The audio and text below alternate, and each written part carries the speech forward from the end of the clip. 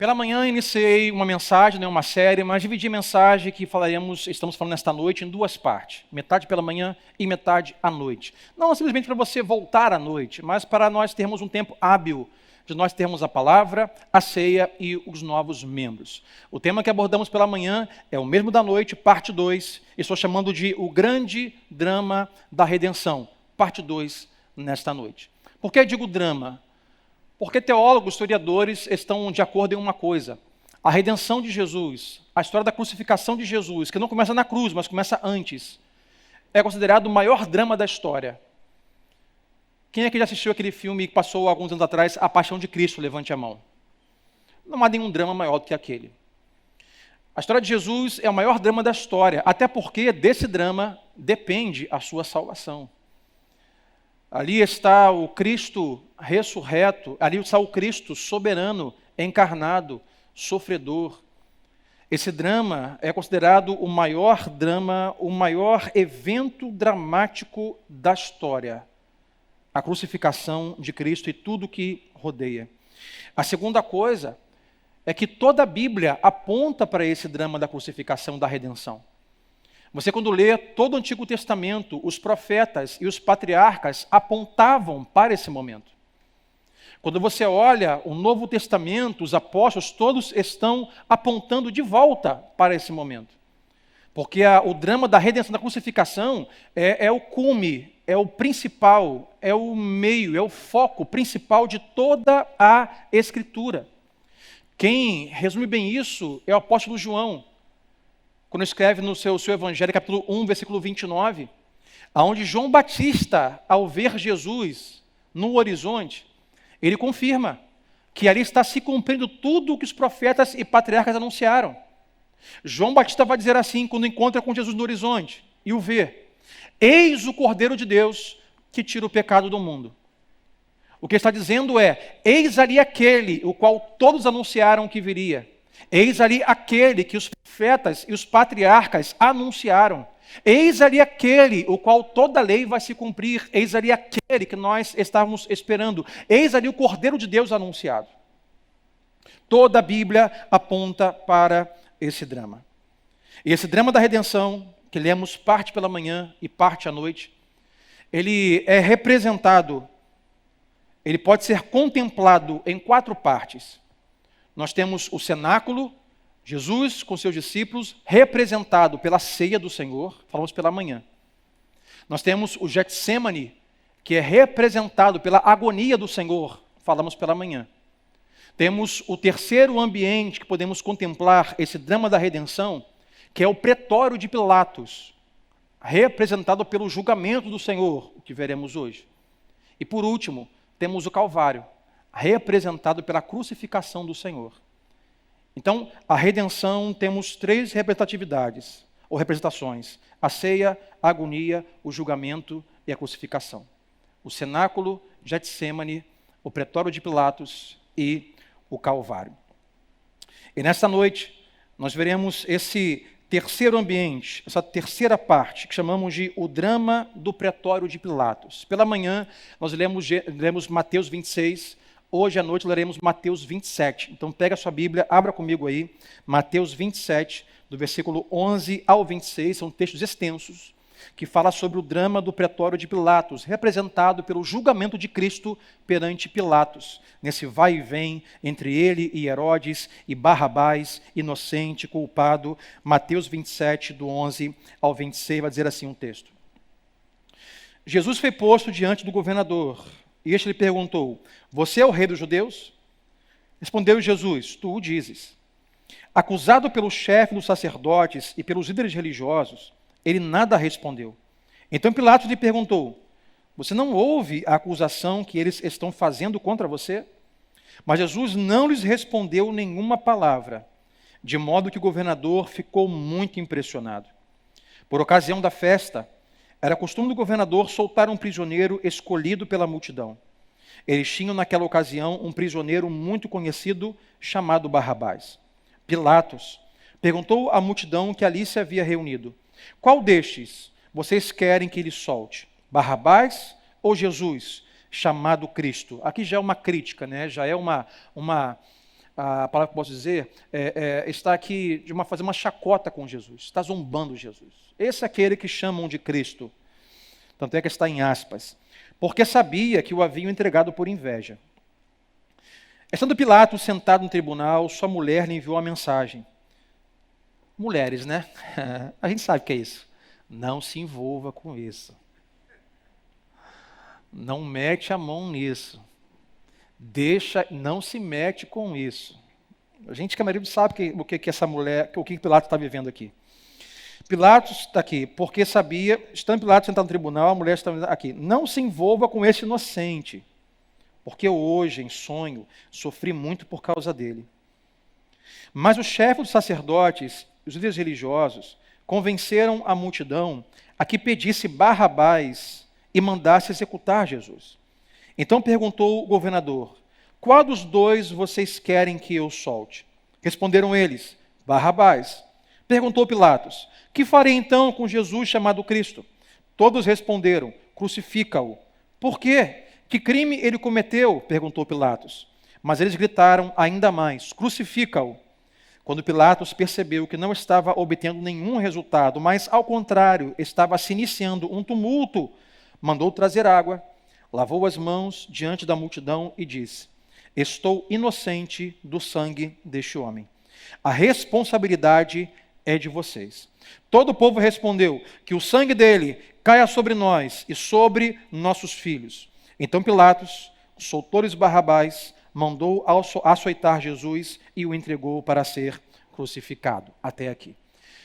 Essa é a história, dos momentos que contempla o drama da redenção, que é o pretório de Pilatos, ou Jesus e Pilatos em seu julgamento. Para você que está novo conosco, ou novo na fé, é importantíssimo que você conheça essa história. Sobre todo o trâmite e sequência histórica de Jesus até a cruz do Calvário.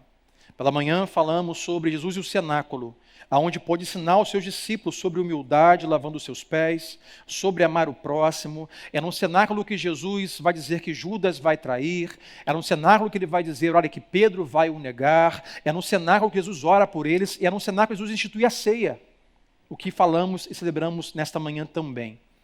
Depois Jesus sobe o Monte das Oliveiras e vai ao Getsêmani, representado pela agonia do Senhor. O Senhor que institui a ceia, o Senhor que sofre em agonia. Agora, após Getsêmani, Judas chegou com seus soldados, está agora no pretório de Pilatos para ser julgado, o texto que nós lemos. E temos, olhando aqui esse pretório de Pilatos, dois dramas em si. O primeiro drama é o drama da acusação contra Cristo. O texto que nós lemos.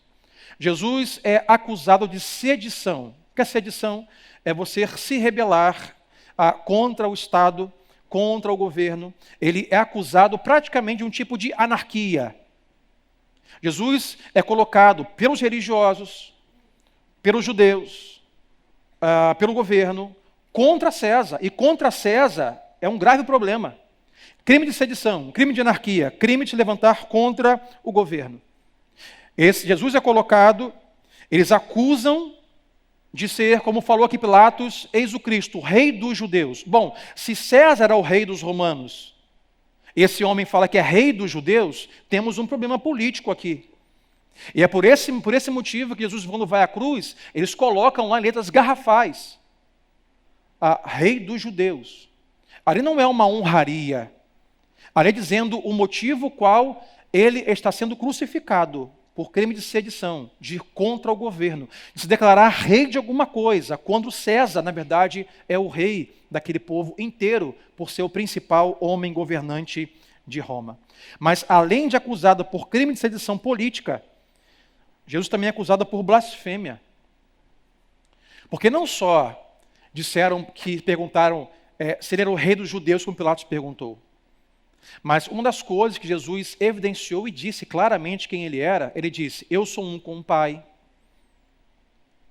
eu perdoo pecados. Então, além de dizer que ele era rei dos judeus, ele dizia que era o próprio Deus. Crime de blasfêmia. Como pode um homem dizer que é Deus, herege, blasfemo, manda matar esse que quer tomar o lugar de César e pior, quer tomar o lugar de Deus, e por isso ele é julgado, e por isso, por esses dois crimes, sedição política e blasfêmia, ele é condenado. Para você ter uma ideia, Barrabás era um ladrão violento, e assassinou, a história diz, algumas pessoas. Mas o crime de Jesus era político e religioso, ou seja, nada mudou. Mas além do drama de Jesus em sua acusação, nós não poderíamos deixar de lado o drama de Pilatos. Pilatos tem Jesus em suas mãos. Ele está em um grande dilema. Coloca esse homem, que ele entende que é inocente, para a crucificação ou não. Por 4 momentos, Pilatos dá o indício e declara que Jesus é inocente. Quando recebe, ele pergunta: o que vocês têm contra esse homem? Até que ele decide devolver Jesus a Herodes. Segunda vez, ele recebe Jesus de volta de Herodes. O que ele faz? Leva a multidão. O que farei com esse chamado Jesus? Crucifica-o. A quarta coisa que ele faz, a terceira coisa que ele faz é ouvir a sua esposa. A mulher fala: olha, eu tive um sonho e sofri muito essa noite por causa desse homem, não se meta com isso. Ele pergunta à multidão: escolham. E a multidão, para a sua frustração, diz: queremos Barrabás solto. É aí que Pilatos pede um balde de água e diz: olha, eu estou livre da culpa, estou inocente da culpa do sangue deste homem. Pilatos vive um drama. Quem sabe por si, Jesus não seria crucificado, mas, contudo, todavia, porém, não é Pilatos, não é Herodes, não é César que está no controle da história. É Deus quem está no controle da história. Jesus não esteve com seus discípulos no cenáculo para os ensinar o que ensinou. E não foi ao Getsêmani sofrer, agonizar gotas de sangue para ir ao pretório de Pilatos e ser liberado. Há um plano de salvação e de redenção por meio da cruz na história. E Jesus, com muita dor e sofrimento, com uma agonia do Getsêmani, e o que vai enfrentar após o pretório, ele está caminhando rumo à história que Deus planejou para a sua vida, de Jesus, para a sua que está aqui hoje e para a minha. Pilatos sabia que os judeus haviam entregue a Cristo por inveja. E ele tenta, de alguma forma, mudar as coisas. A primeira coisa que ele faz é transferir responsabilidade. O que ele faz? Envia Herodes. Não que Herodes julgue este homem. Herodes devolve. E o que ele vai fazer agora é tomar medidas.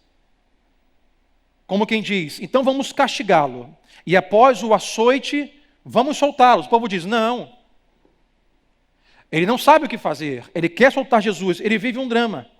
Aí ele tenta fazer a coisa certa, da maneira errada. Fala assim: multidão, então decida, escolham. Como quem diz: agora vai funcionar. Eis aqui um homem humilde, que nunca assassinou ninguém, que nunca roubou nada. E eis aqui um ladrão. Então é certo que liberarão Jesus e prenderão e matarão Barrabás. O povo diz: não, solte Barrabás, crucifique a Jesus chamado o Cristo.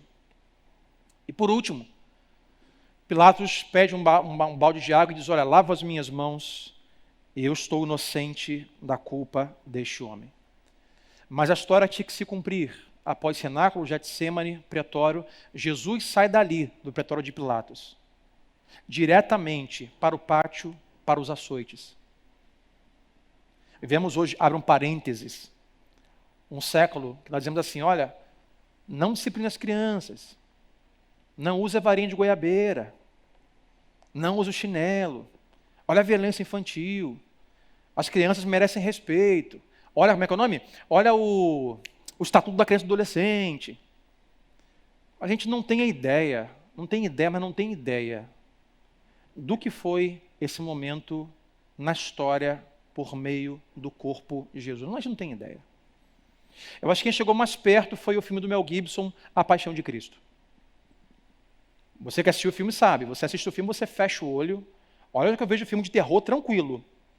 Mas eu sei que é apenas cenografia, né, encenado, um cara maquiado. Mas quando você assiste o filme, por exemplo, esse Mel Gibson, você traz à memória que aquilo de fato aconteceu, foi verdade.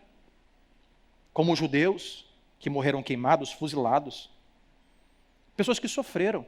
Os mártires, como Estevão apedrejado, como Pedro crucificado e vai para baixo, como Paulo, degolado, perdeu a cabeça. Homens que sofreram, mas nenhum sofrimento é comparado a este de Jesus após o pretório de Pilatos e o seu julgamento. É após esse momento que ele começa a ser açoitado, mas muito açoitado. O seu corpo ali é dilacerado e já sem força. É dado a ele uma madeira pesada para que carregue até o Calvário. Mas tudo isso, embora pareça de alguma forma muita maldade, tudo isso é um plano divino para que nós hoje estivéssemos aqui. Falamos pela manhã na instituição da ceia, no cenáculo, que Jesus disse assim: olha, tomem o pão, tomem o cálice, comam e bebam e façam isso em memória de mim até que eu volte. Jesus não pediu que nós lembrássemos dele por mais nada, a não ser pela ceia e pela cruz. Ele não pediu que nós lembrássemos dele pelos seus milagres. Ele não pediu que nós lembrássemos das suas obras. Ele pediu que nós nos lembrássemos dele pela sua cruz. Façam isso em memória de mim até que eu volte. O que eu falei pela manhã, eu repito. Não há evangelho sem cruz. Se não há cruz, não há evangelho. Em um tempo hoje, onde igrejas e pessoas estão evidenciando ou trazendo luz à pessoa de Cristo pelos milagres, pelas profecias, pelo curandeirismo. Mas não é isso que Jesus pede, pelo qual ele quer ser lembrado. Ele não disse, lembrem dos meus milagres, lembrem das minhas obras, não, lembrem da minha cruz. Façam isso em memória de mim até que eu volte. Pegue o pão, pegue o cálice e se lembra que eu morri naquela cruz. O centro do Evangelho é uma cruz.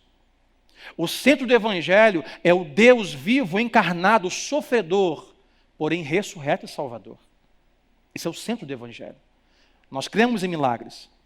Nós cremos que Deus não mudou, Ele é o mesmo ontem, hoje e será eternamente. A palavra que Ele lança, ninguém pode impedir. Deus pode abrir porta, fechar porta, ressuscitar mortos, nós cremos.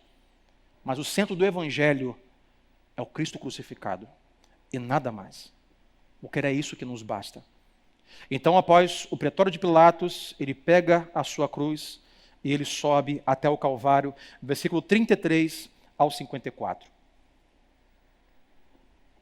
De Mateus 27.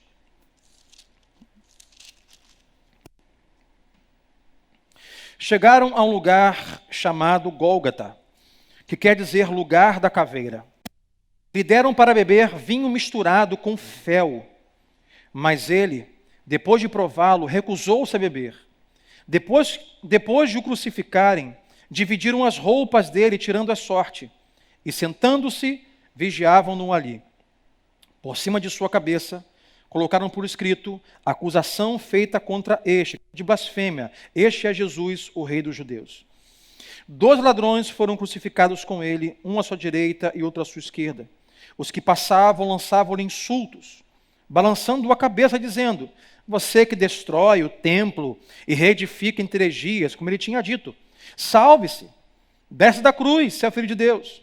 Da mesma forma, o chefe dos sacerdotes, os mestres da lei e os líderes religiosos zombavam dele dizendo: aí, salvou os outros, mas não é capaz de salvar a si mesmo. Este é o Rei de Israel. Desça agora da cruz e creremos nele. Ele confiou em Deus, que Deus salve agora. Se dele tem compaixão, pois disse: sou filho de Deus. Igualmente, insultaram os ladrões que haviam sido crucificados com ele. Então, houve trevas sobre toda a terra do meio-dia às 3 horas da tarde.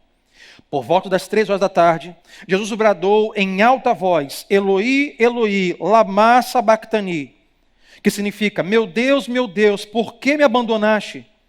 Quando alguns do que estavam ali ouviram isso, disseram: ele está chamando Elias.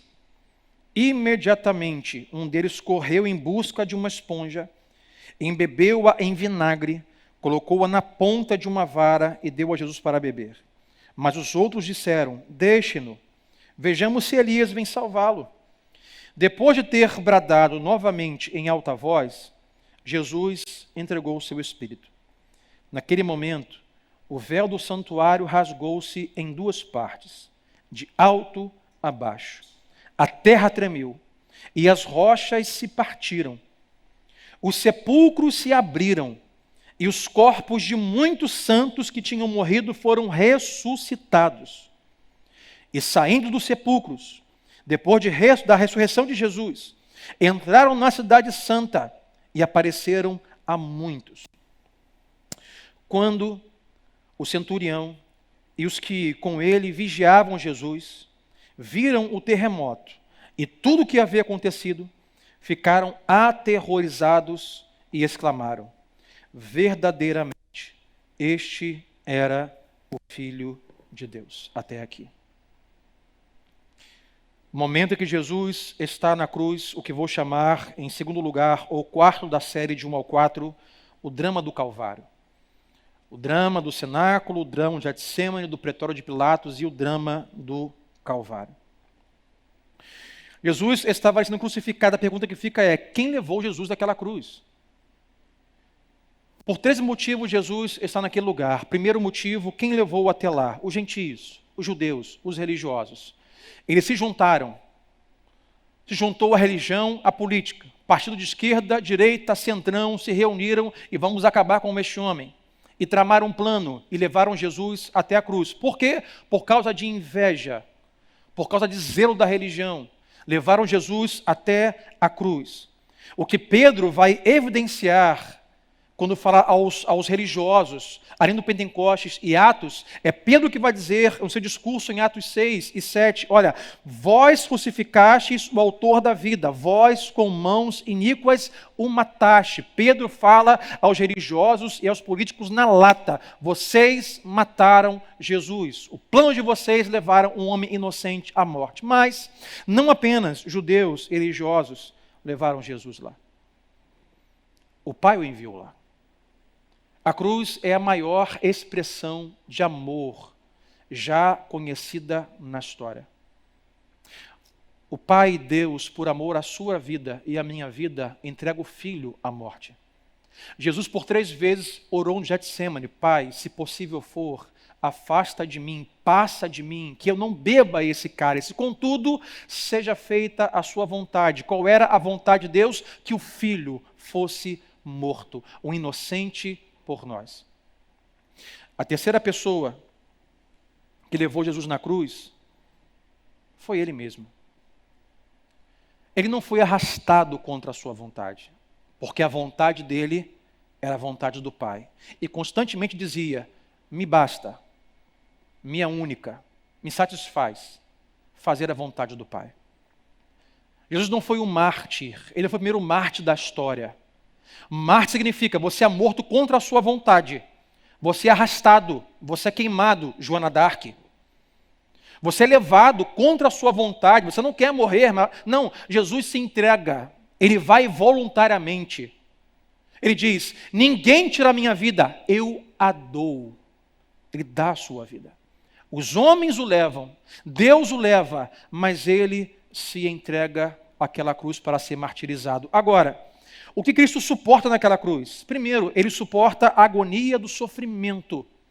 Já imaginou? Você tem dor de dente? Eu odeio dor. Detesto dor. Eu digo assim: Deus, obrigado por eu ter nascido homem, não ter que parir ninguém. Eu odeio dor. A dor de cabeça está lá na esquina, na Zé Garoto, já tomamos logo 2 de pirona de 500. Porque eu sou um cara grande. 500 não faz efeito em mim. A dor deu sinal é remédio. Minha esposa não. Estou com a dor de cabeça desde manhã, tomo remédio. Não, vai passar. Eu falei: você é doida. Filha, o que passa é chuva, passa ônibus, mas dor de cabeça tem que tomar remédio. Jesus, o que ele suporta naquela cruz é uma dor incomparável, uma dor insustentável, uma dor que não pode ser medida por nós. Não dá. Ele suporta dor, sofrimento, sede, desprezo e zombaria. Mas não só isso, ele suporta trevas. É o teólogo Douglas Webster que vai dizer o seguinte: o nascimento do nosso Salvador, à meia-noite virou dia, com a estrela que vinha no céu anunciando seu nascimento. E na morte do Salvador, o dia virou noite. Era meio-dia e o sol se calou, o sol se escondeu. Era meia-noite às 3, como lemos, densas trevas. Era meio-dia, aonde parecia meia-noite. Era meio-dia, aonde a terra se abalou, aonde as rochas estremeceram. Era meio-dia, onde as trevas tomaram conta. E os sepulcros, as covas, os cemitérios começaram a se abrir. O Walking Dead, isso não é novo. Os mortos começaram a levantar. Jesus suportou trevas. Ele suportou a zombaria dos homens. Disseram, desça da cruz. Não pode salvar a si mesmo? Você não fala que é o Filho de Deus? Que Deus o salve agora. Ele suportou o próprio desamparo de Deus. E disse, Eloi, Eloi, lama sabachthani, quer dizer, Deus meu, por que me desamparaste? Ele sofreu uma ruptura com Deus eterno. A Santíssima Trindade se rompeu por causa dos nossos pecados. Ele suportou ser isolado, estar só do próprio Pai, que era um com ele, por causa da cruz. E por último, ele suportou todos os nossos pecados. A maior dor de Jesus, como falamos pela manhã, não foi a dor de saber que um amigo ia trair, que outro amigo ia o negar, não foi a dor de saber que seria crucificado, ou que seria dilacerado, ou que iam dar vinagre em vez de água, mas a principal dor de Jesus foi os nossos pecados. Na cruz do Calvário, você estava lá. Como assim, pastor? Você estava lá. Na cruz do Calvário, eu estava lá. O meu pecado e o seu estavam lá. Na cruz do Calvário, nós não estávamos como espectadores. Nós estávamos como assassinos. Nós matamos o Messias. Nós matamos a Jesus. Lá estava sobre ele. Ele se fez maldito por nós. Ele se fez pecado por nós. Tomou a nossa cruz. Tomou o nosso lugar. Sobre ele estava o nosso castigo que era nosso. Como vai dizer o profeta, o castigo que nos traz a paz estava sobre ele, sobre suas pisaduras nós fomos sarados. Ele pagou o alto preço, a maior dor foi o nosso pecado e a solidão e a separação de Deus. Não foi solitude, foi solidão. Mas, além de saber o que ele suportou na cruz, nós temos que saber o que ele conquistou naquela cruz. Porque ele não suportou por nada. Ele não viveu o que viveu por qualquer coisa. Mas o que Jesus em sua cruz, ele conquista para cada um de nós? 3 coisas. Primeiro, ele conquistou a redenção para o seu povo, o qual você e eu, nele, fazemos parte. Antes de deitar sua cabeça, ele disse, está consumado. A dívida está paga. Agora, todo aquele que crer em mim, pelo meu sangue, tem a sua dívida paga. Está quite. Não devem mais nada. Jesus, na cruz do Calvário, ele conquista a redenção para o seu povo. Paulo vai dizer em Romanos 8, agora já não mais há condenação para aqueles que estão em Cristo. A conta foi fechada. Os criminosos estão livres. Em Cristo, nós fomos absolvidos. A segunda coisa que ele conquista, diz que o véu se rasgou de cima a baixo. Em Jesus e sua cruz, nós ganhamos livre acesso a Deus. Quem pode dizer amém por isso? Livre acesso. Você tem agora livre acesso ao Pai. Você pode orar, Ele te ouve. Você pode estar e entrar em sua presença em um simples quarto, em oração.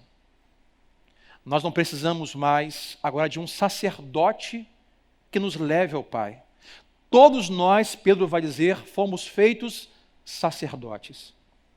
Todos nós temos livre acesso ao Pai. A cruz conquista para nós o sacerdócio, porque vós sois sacerdócio real, nação santa, povo escolhido de exclusividade do Senhor. Mas além do livre acesso, além da redenção para o seu povo, a cruz também conquista a vitória sobre a morte.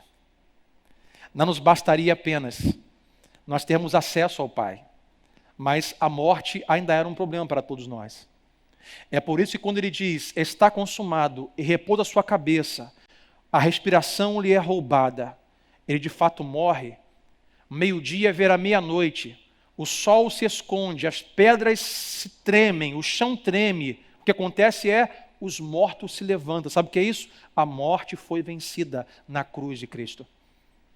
Agora nós temos, há quem diga assim, olha, só não há solução para a morte. Biblicamente isso está errado. Até a morte tem solução. Em Cristo a morte foi vencida.